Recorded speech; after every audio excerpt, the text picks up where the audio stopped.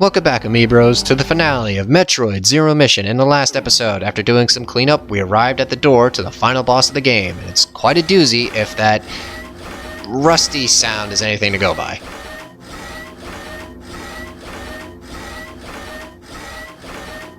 Taking a page from Dr. Eggman's book, it's Mecha Ridley! Yep, that's right, the badass gray-purple space dragon, in his spare time, or possibly on his arrival to planet Zebes, decided to make a mechanical copy of himself, and it's fucking ridiculous, needless to say.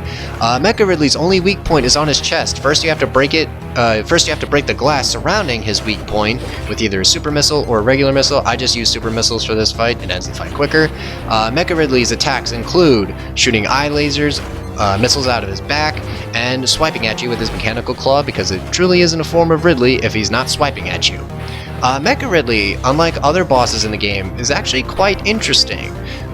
In the sense that if you decide to go for 100% in Zero Mission, Mecha Ridley goes from just another easy boss to one of the most difficult bosses in the game in terms of raw damage output. I think his attacks, if you decide to go for 100%, deal 2 to 3 energy tanks worth of damage instead of just like, a few units of damage. So yeah, needless to say, you do not want to get hit by him.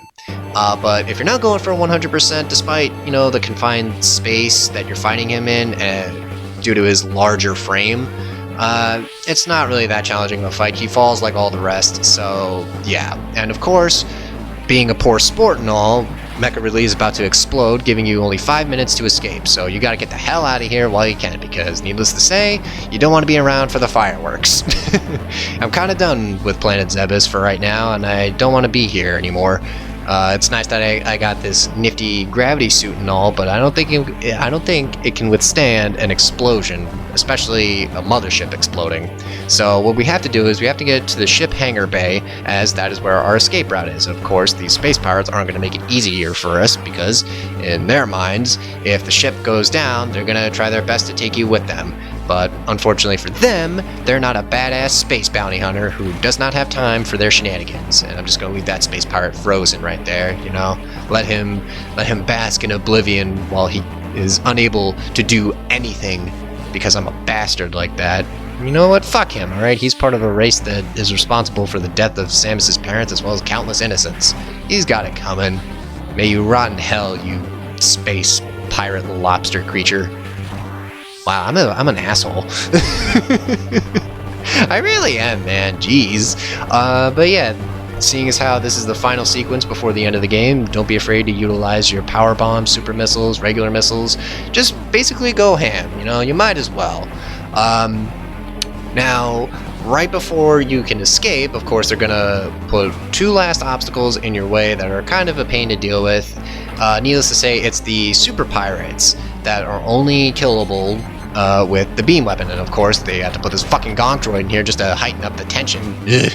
As always with the gonk droids, just use missiles to have them move faster. It's that simple, and the space pirates being an absolute fuckwad. Yeah, away with thee.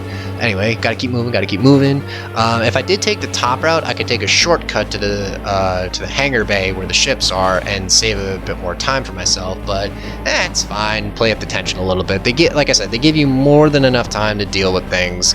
And right here are the super pirates. So what I'm trying to do is I'm trying to get up top there so I can separate them, because trying to deal with both of them at the same level is a surefire way of getting yourself killed. So what I recommend you do is just separate them, deal with one on the top, and then finish the other one on the bottom when all is said and done.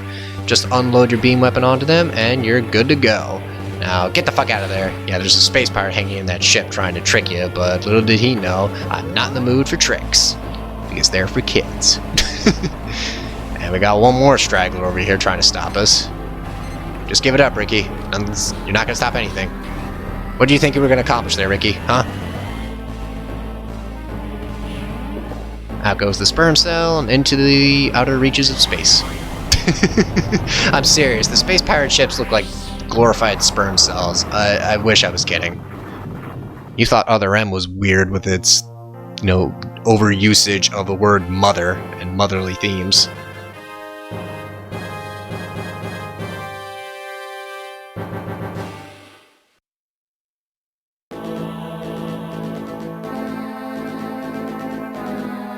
And that's Metroid Zero Mission, folks. Very short game. I think this, along with Donkey Kong Country, are the shortest games I've done for the channel.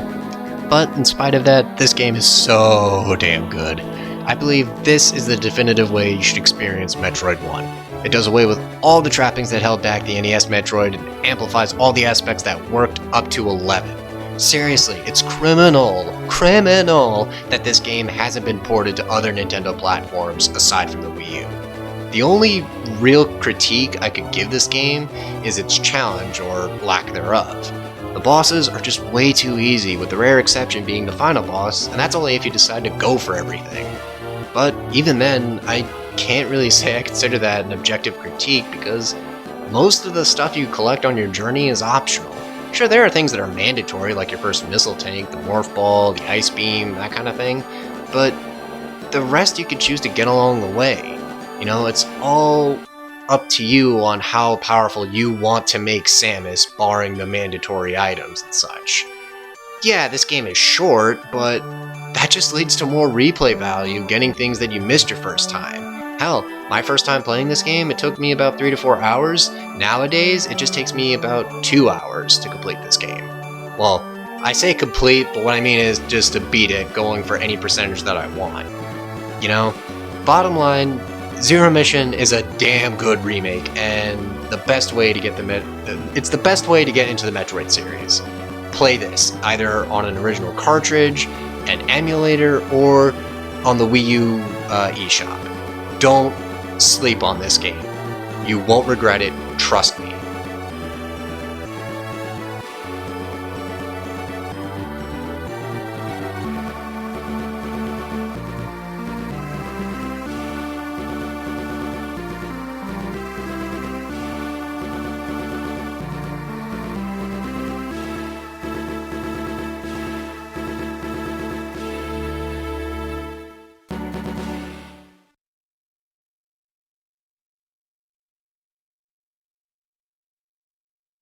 As is tradition in the Metroid series, after you beat the game, you're shown your completion time and the amount of items you've collected.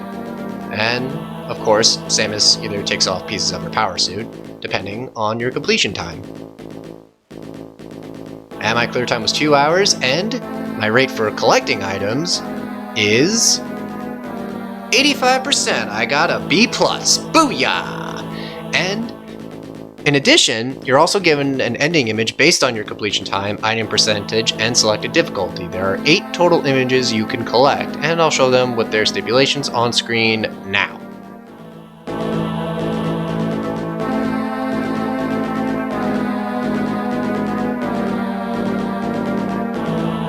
And that'll do it for now. As always, thank you so much for watching, folks. I'm Vince from Amiibro Central. Have yourselves a wonderful day, and I'll see you all next mission. Take care.